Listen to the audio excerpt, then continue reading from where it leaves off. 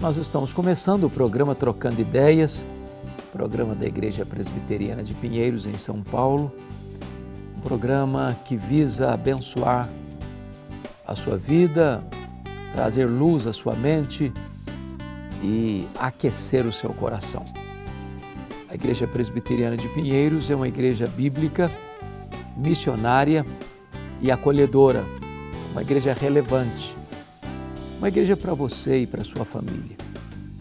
A igreja fica na Avenida Doutora Ruth Cardoso, 6.151, ao lado da Ponte Cidade Universitária. Esta igreja é pastoreada pelo reverendo Arival Dias Casimiro, um amigo precioso, um homem de Deus. E eu tenho o privilégio de cooperar com ele no pastorado desta igreja. Este programa, ele tem um propósito bem definido.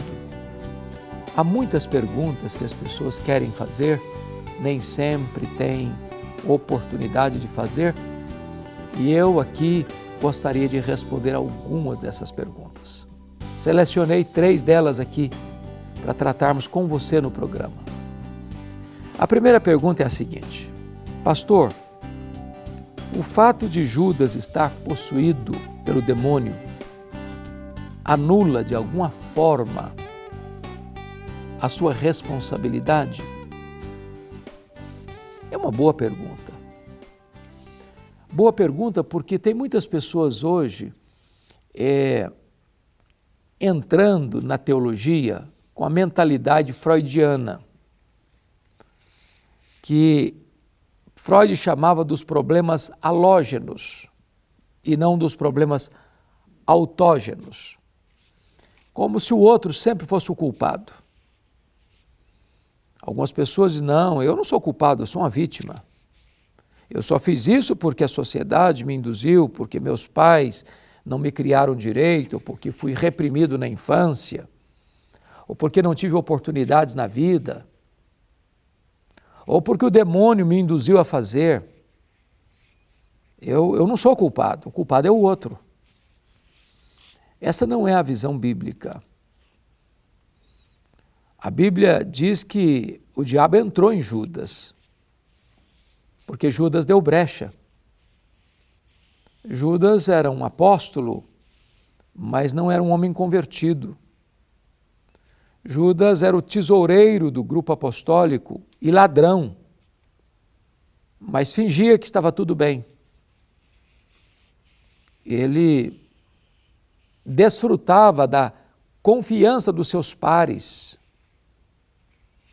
e continuou ao longo da sua vida mantendo a máscara de um homem convertido, de um pregador, de um apóstolo, de um discípulo. E por ter brincado com as oportunidades e tapado a porta da graça para a sua salvação, ele adiou, brincou, zombou das oportunidades que Deus lhe dera. E então, uma vez que o dinheiro era o amor da sua vida e não Deus, uma vez que ele voluntária e deliberadamente procura os sacerdotes, os principais sacerdotes, para vender Jesus por 30 moedas de prata, uma vez que ele, mesmo sendo alertado por Jesus, não se arrependeu, Satanás entrou nele. E ele acabou cumprindo todo o desígnio do sinédrio para vender Jesus, para trair Jesus com um beijo, para entregar Jesus aos judeus, aos romanos. E assim diz a Bíblia que ele não se arrependeu e acabou indo para a perdição. Isso é um alerta para todos nós. O fato de ele ter sido possuído pelo demônio não o isentou da sua responsabilidade. Segunda pergunta. Pastor, explique, por favor, o ministério dos anjos. Eles estão entre nós? Muito importante a sua pergunta. A Bíblia diz que os anjos são ministros de Deus que trabalham em favor daqueles que herdam a salvação. Está lá em Hebreus 1,14. Eles obedecem às ordens de Deus. Eles estão trabalhando a serviço da igreja, como diáconos de Deus a serviço da igreja. Mas eles assistem no céu e eles assistem na terra. Porque eles vivem numa dimensão diferente da nossa. Não há essa dicotomia entre céu e terra para eles. Como um dia também para nós não haverá. Quando Jesus voltar e haverá novos céus e nova terra. E aqueles que estão na glória descem com Cristo e a nova Jerusalém, a noiva adornada para o seu esposo, desce com ele. E Deus armará o seu tabernáculo e habitará com a igreja para sempre e sempre nos novos céus e na nova terra. Os anjos estão aí cuidando de nós. Eles são criaturas de Deus, não podem ser adorados. Eles adoram a Deus como nós, se unem a nós na adoração. Eles gostariam de ter o privilégio que nós temos de sermos portadores da salvação, pregando o Evangelho. Mas eles assistem à igreja, na medida em que a igreja proclama o Evangelho. Que privilégio nós temos de termos estes servos de Deus, os anjos, como servos nossos, que adoram a Deus e servem a igreja, estando aqui do nosso lado, com a ordem divina, sob a direção divina, para assistir à igreja do Deus vivo. Terceira e última pergunta. Pastor, por que Jesus disse, Pai, ou melhor, Deus meu, por que me desamparaste? Deus o Pai desamparou Deus o Filho em algum momento? Pois bem, esta é uma palavra interessantíssima mesmo, porque quando Jesus estava na cruz, esta foi a sua quarta palavra da cruz. A quarta palavra da cruz. Deus meu, por que me desamparaste? Diz a Bíblia que o sol escondeu o rosto de Jesus e houve trevas ao meio-dia. Deus escondeu o rosto de Jesus porque naquele momento ele foi feito pecado por nós. Ele foi feito maldição. Não havia beleza nele. O próprio Deus, o Pai, lançou sobre ele a iniquidade de todos nós. E ele carregou no seu corpo sobre o madeiro os nossos pecados.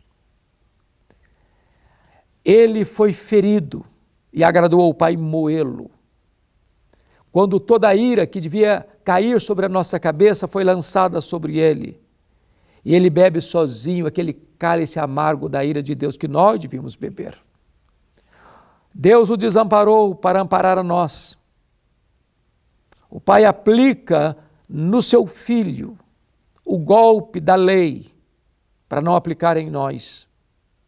E ele, como nosso substituto, sofreu o golpe da lei. Porque a lei diz que o salário do pecado é a morte. E ao se fazer pecado por nós, não tendo ele pecado pessoal, ele morreu. E diz a Bíblia, pelos nossos pecados, segundo as Escrituras. De tal forma que ele, sendo amado do Pai, o unigênito de Deus, em quem ele tem todo o seu prazer, foi desamparado na cruz, para que você e eu fôssemos amparados por toda a eternidade. Este é o programa Trocando Ideias. Se você tem suas perguntas, manda para nós. Teremos muito prazer em respondê-las aqui. Mas antes de encerrar, eu gostaria de reiterar o meu convite para você vir nos fazer uma visita na Igreja Presbiteriana de Pinheiros. Aos domingos temos culto das 8 da manhã às 7 da noite. 4 cultos, 2 escolas bíblicas. Conexão com Deus na segunda, Mulher Esperança na terça, 2h30. Cultos na quarta, na quinta A igreja é uma igreja de portas abertas para abençoar sua vida e a sua família. Se você mora na Grande São Paulo, está desigrejado ou procurando uma igreja, queremos ser a sua igreja. Mas você pode acompanhar a igreja nas suas redes sociais, se inscrevendo no canal do YouTube da igreja. A nossa televisão web, 24 horas no ar, com programações fantásticas para abençoar a sua vida. Venha, participe conosco, caminhe com a gente. Queremos ser uma bênção na sua vida. Minha gratidão a todos vocês, meu abraço a todos vocês e até o nosso próximo programa, se Deus quiser.